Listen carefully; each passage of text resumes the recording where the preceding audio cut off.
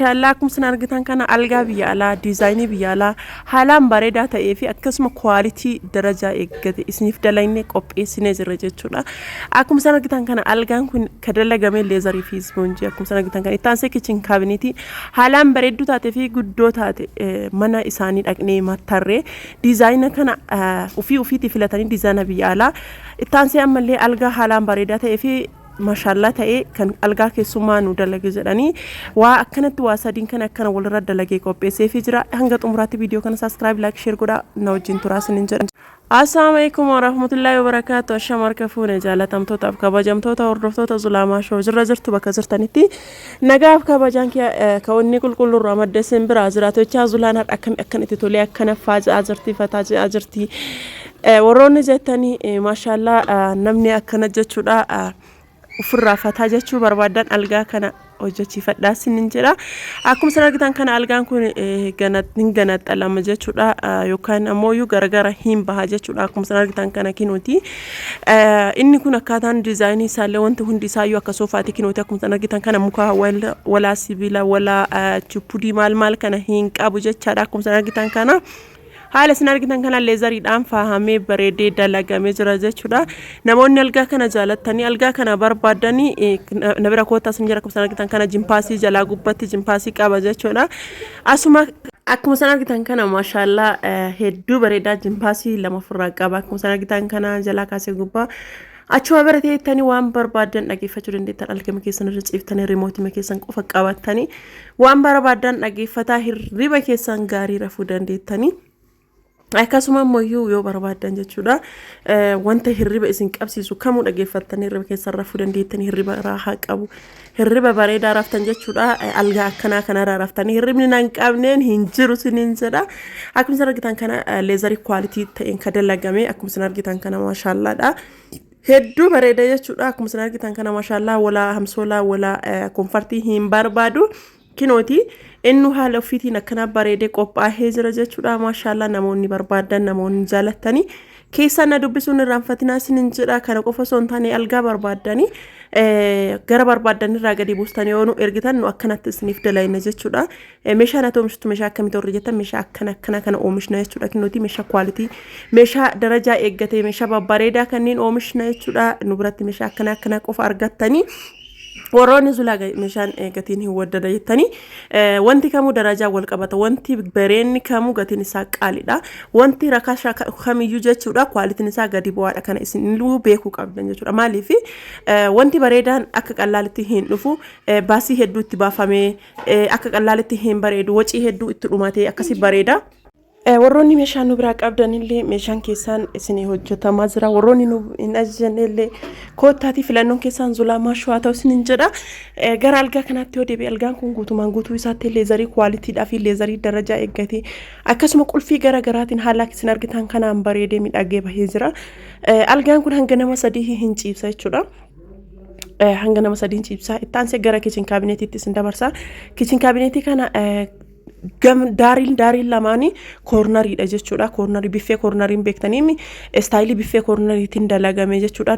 Daariin lamaan isaa itti aansee bootaan kuuwwan ammoo akkuma isin argitan kana bakkee albee yookaan billawa garaagaraa kaatanii kana homaa isinitti himu jechuudha. Walumaa galatti mana warraa dhaqnee mattarree achi diizaayina warri barbaaduun hojjannee fi bootaan duwwaan sun jechuudha. Bootaan duwwaan isin mul'ataa jiru sun maalidha? Ooviniitu gala jechuudha. Bootaa duwwaa san ooviniitu gala jechuudha. Akkuma isin argitan kana jallisaa balballi kinoo jallisaa kuni balbala jechuudha. Kuwwan madaddaraadha. Meeshaa kwaalitii meeshaa caddatti jedhee hojjetame jechuudha. Kinooti kumoodiinoon isaallee jechuudha. Balballi isaa kunniin hunduyyuu istaayiliin isaa istaayilii biyya alaatiin dalagame mana warraa dhaqnee mattarree biffeen kun ammoo hin sosocho'a jechuudha. Akkuma isin argitan kana biffee sosocho'u dhaqee ganaa girgiddaa warraa irratti gala malee kun girgiddaa irra akka dalagame miti. Namni tokko biffeen akkanaa kun girgiddaa irratti waan dalagamu fi inni kun isin garramuu mala jechuudha. Kun garuu akkuma ofumaan dhaabateera malee girgiddaa irra hin jiru. Mana mattarree haa hojjechiisnuuf malee girgiddaa irra hin jiru. Ofumaa ofiitii dhaabatee jira jechuudha. Warroonni barbaadanii akka kanatti biffee kitchen cabinetii bootatti sosocho'u istaayilii kanaan isinii dalayna jechuudha. Girgiddaa irra hin jiru kuni ofumaa ofiitii wal qabee dhaabatee jira malee akkuma isin argitan kana meeshaa akkana jiru kana meeshaa quality meeshaa babbareedaa kana yoo barbaaddanii kinooti lakkoofsi kiyya gubbarra jira isinirraa ka eegamu na dubbisuu qofa jechuudha keessumaa na argattan jechuudha meeshaa akkana babbareedu kana meeshaa quality kana nu biratti ni argattu isinin jedha lakkoofsi bilbilaa kiyyallee gubbarra jira waan ta'eef namni hajamtanii namni meeshaa akkana kana barbaadan keessaa na dubbisuu qofatu isinirraa eegama isinin jira boota duwwaa kana guutuu isaa meeshaa biraattu gala jechuudha wanta galutu jira sababa saniif akkanatti hambisne jirra yoo mana warraatti galchine kana caalaa daran bareeda yoo akka carraa na mijatee na tasaaka'ee fi erga mana warraatti galchine waa warri barbaadu hunda itti galchine booda isiniif waraaba jechuudha bootaan duwwaan komodiinoo qabu sun boota hiqaatti dhidhiqan jechuudha bakki dhaabadhe kun ammoo yu bakka oofiniin galu jechuudha meeshaa bootaan hunduyyuu boota ofii qaba jechuudha meeshaatu yu irratti gala kitchen cabinet akkana fakkaatu kana namni hajamtanii kana qofa son taane meeshaa biraallee bakka barbaadan irraa gadee buustanii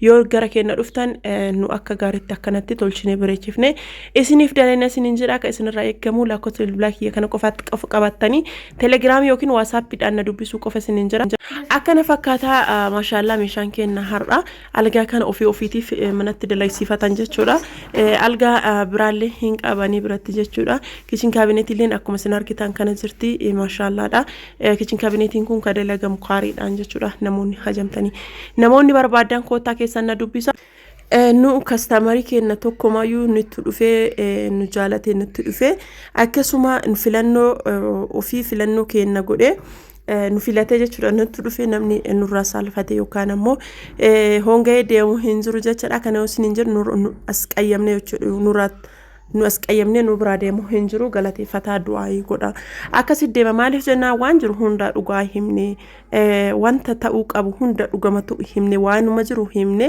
akkasitti jechuudha namni barbaade hin dalagsifata kan barbaanne ammoo hin dhiisa dhugaa jirtuu fi dhugaa jirtu qofa irratti hundoofne deemna jechuudha gara meeshaa keenyatti yoo deebine kitchen cabinetiin keenya akkana fakkaata isinillee yoo barbaadanii dirqama kanatti qofa ta'uu qabu kun akka fakkeenyaatitti ka kana mitirri isaallee ka kana gadi akkasuma styliin isaallee kanaan adda yoo barbaadanii qalamii kanan jaalannellee kan biraatiin ajjechuun dandeettanii meeshaan zamoona kana bahu meeshaa hedduudha meeshaa yoo xiqqaate nama 8 oliiti meeshaa kanneen hundaayyuu hanga danda'een inshallah walitti aansee viidiyoo isiniif waraabu hiyyaala garuu namaa hin mijatu hanga danda'een ammoo ani isiniif mokkuraas namoo viidiyoo kana kiyya kana subscribe like share godha itti aansee algaa lammaffaan kunuyyuu hoomata akka algaa baay'ee quality dha waan saalfachisne algaa kana mana kilaasii keessummaa kaa'uudhaa fi dalagsifatan jechuudha akkuma isin argitan kana meeshaa kana ka dalagsifate haadha manaatii fi abbaa manaatii biyyi isaan irraa dalagsifatan kuweetiidha jechuudha kuweetiidha galaa jiran rabbi nagaan isaan galchu jecha haala kanaanii